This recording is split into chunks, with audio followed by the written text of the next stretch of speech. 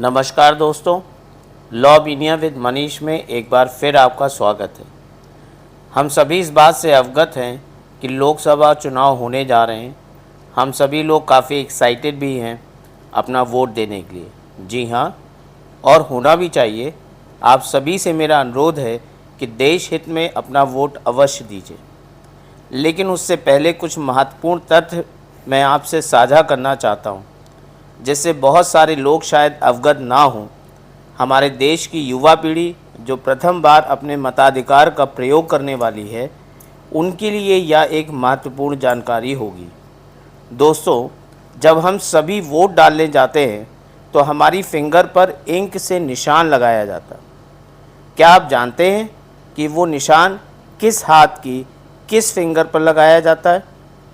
Election commission एक handbook या rule book देता है प्रिसाइडिंग ऑफिसर को, जिसमें ये इंस्ट्रक्शन होता है कि इंक हमेशा लेफ़्ट हैंड की इंडेक्स फिंगर, जिसको फोर फिंगर जिसे तर्जनी भी कहते हैं, की क्यूटिकल पर लगाई जाती है।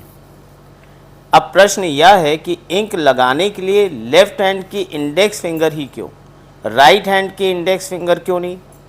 तो कारण ये है कि ज़्यादातर लोग राइट हैंडर होते हैं और लेफ़्ट हैंड का यूज़ कम करते हैं। इसलिए इंक लगाने के लिए लेफ़्ट हैंड का इस्तेमाल किया जाता है, जिससे कि जो इंक लगाई जाती है वह काफ़ी दिनों तक मिट ना पाए।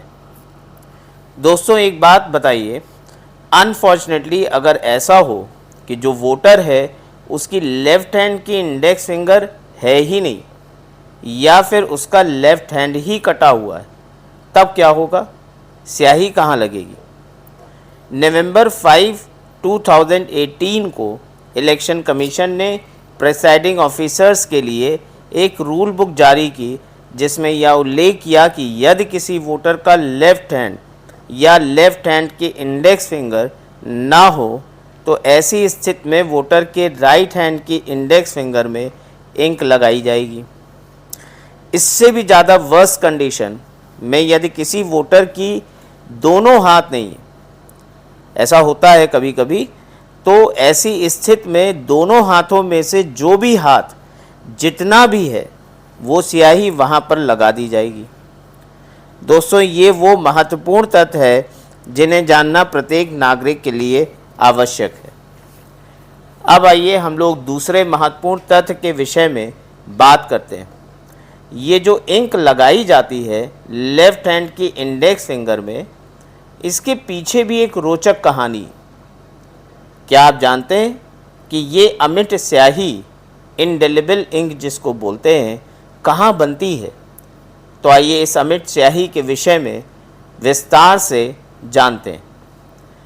1947 में देश की आज़ादी के बाद जब पहला लोकसभा चुनाव 1951-52 में हुआ, तब उस चुनाव में कई लोगों ने किसी अन्य व्यक्ति के स्थान पर वोट डाल दिया। साथ ही कुछ लोगों ने एक से अधिक बार मतदान कर दिया। चुनाव आयोग के समक्ष ऐसी अनेक शिकायतें आईं।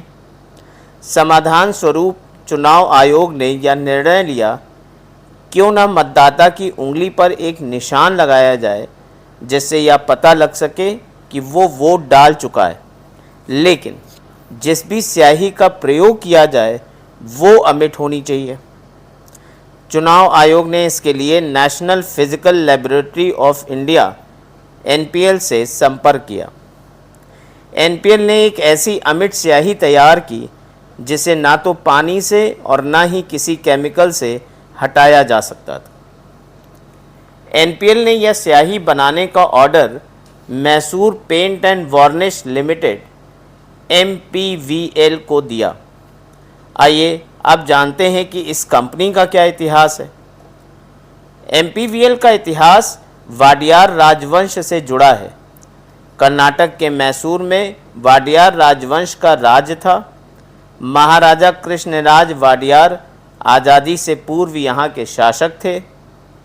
वाडियार ने 1937 में पेंट और वार्निश की एक फैक्ट्री खोली, जिसका नाम रखा मैसूर लैक एंड पेंट्स। देश के आज़ाद होने पर यह फैक्ट्री कर्नाटक सरकार के पास चली गई। इसके बाद 1989 में इस फैक्ट्री का नाम Mysore paints and Varnish Limited MPVL रख दिया गया। इसी फैक्ट्री को NPL ने अमिट स्याही बनाने का ऑर्डर दिया। यह फैक्ट्री आज भी यह अमिट स्याही बना रही है। दोस्तों, क्या आपको पता है कि इस स्याही का इस्तेमाल पहली बार कब हुआ?